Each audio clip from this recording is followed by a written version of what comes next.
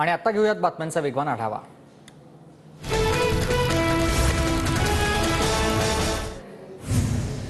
उद्या दुपारी 3 वाजता लोकसभा निवडणुकीची घोषणा होणार। उद्या निवडणूक आयोगाची पत्रकार परिषद।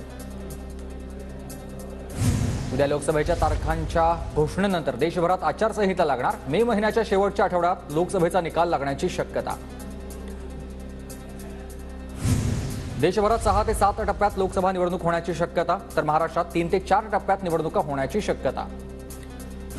लोकसभा निवडणुकीची आचारसंहिता लागण्याआधी आज राज्य मंत्रिमंडळाची महत्त्वाची बैठक। मंत्रिमंडळाच्या बैठकीत अनेक महत्त्वाचे निर्णय होण्याची शक्यता। लोकसभेच्या निवडणुका कधीही होऊ द्या, महाविकास आघाडी निवडणुकांसाठी सज्ज। खासदार संजय राऊतांची प्रतिक्रिया। देशात आचारसंहिता लागत असेल तर चांगली गोष्ट। लोकसभा निवडणुकीसाठी आमची तयारी पूर्ण। विरोधी पक्षनेते विजय वडेट्टीवार यांची प्रतिक्रिया। शिंदेगडाचे 10 आमदार पुन्हा उद्धव ठाकरेंकडे येणार। चंद्रपूरमधील सभेत वकील असीम सरोदे यांचा दावा। असीम सरोदेंनी 10 आमदारांची यादीच वाचून दाखवली। असीम सरोदेंचा दावा म्हणजेच मुंगेरी लाल के हसीन सपने। उलट एकनाथ शिंदेंकडील कुणीही ठाकरे गटात परत जाणार नाही। चंद्रशेखर बावनकुळेंनी सरोदेंचा दावा खोडलेला आहे। जयंत पाटील देवेंद्र फडणवीसांसह अनेकांच्या संपर्कात। छगन भुजबळांचा दावा, तर जयंत पाटलांचा अगोदर फायनल होऊ द्या, भुजबळांचं वक्तव्य। सोमवारी अनेक राजकीय भूकंप पाहायला मिळतील। अनेक जणांचा शिवसेनेत प्रवेश होणार। शिंदेगडाच्या संजय शिरसाट यांचा दावा। वसंत मोरेंनी घेतली संजय राऊतांची भेट। सामना करायलात मोरेंची राऊतांशी चर्चा, तर पुण्यात वॉशिंग मशीन नको, वसंत मोरेंची प्रतिक्रिया। कुणाला उमेदवारी द्यायची हा पक्ष निर्णय असेल। कुणालाही उमेदवारी दिली तरी कार्यकर्ता पक्ष सांगेल त्याचा प्रचार करणार। वसंत मोरेंच्या संभाव्य उमेदवारीवर काँग्रेसचे आमदार रवींद्र धंगेकर यांची प्रतिक्रिया। उद्यापर्यंत जागावाटपाची चर्चा पूर्ण होईल। रविवारी किंवा सोमवारी शिवसेनेच्या उमेदवारांची यादी जाहीर होणार आहे। आमदार संजय शिरसाट यांनी ही माहिती दिली आहे। श्रीकांत शिंदेंना उमेदवारी जाहीर करण्याचा अधिकार कोणी दिला? छगन भुजबळांचा सवाल। काही दिवसांपूर्वी श्रीकांत शिंदेंकडून नाशकात हेमंत गोडसेंच्या उमेदवारीची घोषणा। प्रकाश आंबेडकर मवियाचे घटक मवियाकडून वंचितला अकोल्यासह 4 जागांचा प्रस्ताव। वंचितनं मवियाच्या प्रस्तावावर त्यांचा निर्णय कळवावा, संजय राऊतांचं वक्तव्य। लोकसभेच्या जागावाटपाबाबत आज मवियाची अंतिम बैठक। दक्षिण मुंबईतील ट्रायडंट हॉटेलमध्ये संध्याकाळी 5 वाजता बैठकीचं आयोजन। मवियाच्या आज होणाऱ्या बैठकीचं निमंत्रण नाही। पाडापाडीचे राजकारण करणाऱ्यांसोबत आम्ही नाही, प्रकाश आंबेडकरांची भूमिका। काँग्रेसचे नेते के सी वेणुगोपाल आणि रमेश चेन्नीथला शरद पवारांची भेट घेणार। मवियाच्या बैठकीपूर्वी दोन्ही नेते पवारांच्या भेटीला। बैठकीत जागावाटपावर चर्चा होणार। महादेव जानकरांकडून शरद पवारांची भेट। माढा लोकसभेच्या जागेबाबत दोघांमध्ये चर्चा झाल्याची शक्यता। माढ्यात भाजपकडून रणजितसिंह नाईक निंबाळकरांना उमेदवारी। मोहिते गट अस्वस्थ। धैर्यशील मोहिते शरद पवारांच्या संपर्कात। 2 दिवसात मोठा राजकीय निर्णय घेणार। पवारांच्या पक्षाकडून लढण्याची शक्यता। सासवडमधील अजित पवारांच्या सभेआधी शिवतारे वर्सेस अजितदादांचा पोस्टर वॉर। अजित पवारांच्या सभास्थळावर विजय शिवतारेंचे बॅनर्स। दोन्ही पवारांना संपवण्याचा दुर्मिळ योग। फिक्स खासदार 2024 पोस्टरवर मजकूर। पुण्याची तरी पत्नी असल्यानं मतं द्यायचं कळा। सुनेत्रा पवारांवरून विजय शिवतारेंचा अजित पवारांवर निशाणा। ताई आणि वहिनी हे लोकशाहीत चुकीचं, विजय शिवतारेंची प्रतिक्रिया। बारामतीतील परिस्थिती समजून घ्या, मग निर्णय घ्या, असं शिंदेंना सांगितलं। बारामतीत जिंकायचं असेल तर काय करायचं याबाबत देखील शिंदेंना सांगितलंय, विजय शिवतारेंची माहिती। उपमुख्यमंत्री अजित पवार आज शिवतारेंच्या मतदारसंघात। पुरंदरेमध्ये आज अजित पवारांच्या उपस्थितीत भव्य सभा आणि पक्षप्रवेश सोहळा होणार। विजय शिवतारे आज दौंड तालुक्याच्या दौऱ्यावर। दौंडमधील यवत, कडेगाव, चौफुला, वरवंड, केडगावमध्ये कार्यक्रमाचं आयोजन। कार्यकर्त्यांशी संवाद साधणार।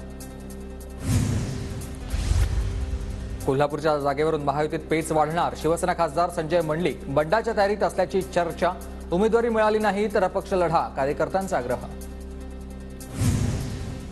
कोल्हापूरची जागा महायुतीची जागा बदलेल असं मला वाटत नाही। मुख्यमंत्री शिंदे मंडलिक यांची समजूत काढतील, धनंजय महाडिक यांची प्रतिक्रिया। कोल्हापुरातील सोशल मीडिया इन्फ्लुएन्सर धनंजय पवारनं घेतली शरद पवारांची भेट। धनंजय पवार हातकणंगलेमधून लोकसभा लढवण्यास इच्छुक असल्याची सूत्रांची माहिती। जात प्रमाणपत्राच्या प्रकरणात दिलासा मिळाला। नवनीत राणा भाजपकडून लोकसभा लढवणार, सूत्रांची माहिती। तर खासदार नवनीत राणा युवा स्वाभिमान पक्षाच्या कार्याध्यक्षपदाचा राजीनामा देण्याची शक्यता।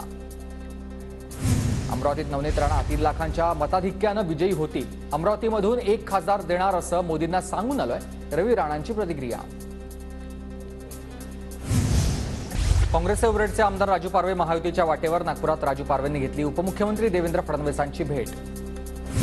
राजू पारवेंनी मतदारसंघातील कामांसंदर्भात फडणवीसांची भेट घेतली. राजू पारवे फडणवीसांच्या भेटीवर विरोधी पक्षनेते विजय वडेट्टीवार यांची प्रतिक्रिया.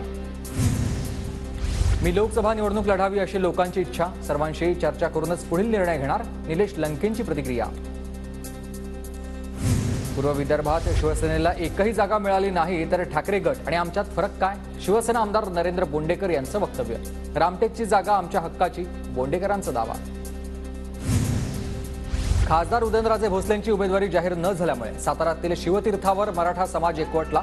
उदयनराजेंनी स्वबळावर निवडणूक लढवावी, मराठा समाजाची मागणी.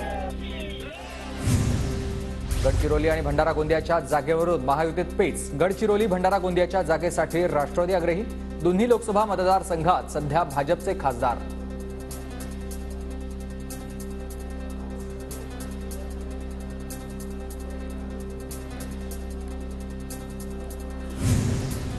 मी एकाला मुक्काच्या कारवाईतून वाचवलं. उपमुख्यमंत्री अजित पवारांचं वक्तव्य. अजित पवारांच्या वक्तव्याची सोशल मीडियावर जोरदार चर्चा.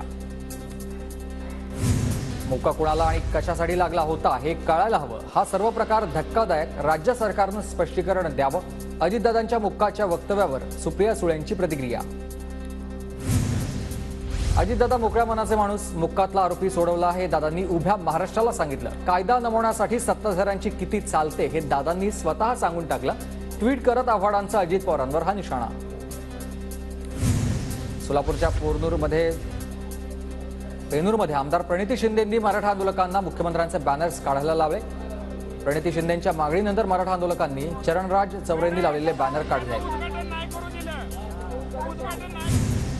तुमचे वडील मुख्यमंत्री असताना सोलापूरसाठी काय केलं? शिंदेगडाचे जिल्हा प्रमुख चरणराज चौरेन यांचा प्रणिती शिंदेंना सवाल. राहुल गांधींची भारत जोडो न्याय यात्रा. पालघरमधील वाडा शहरात न्याय यात्रेला नागरिकांची गर्दी.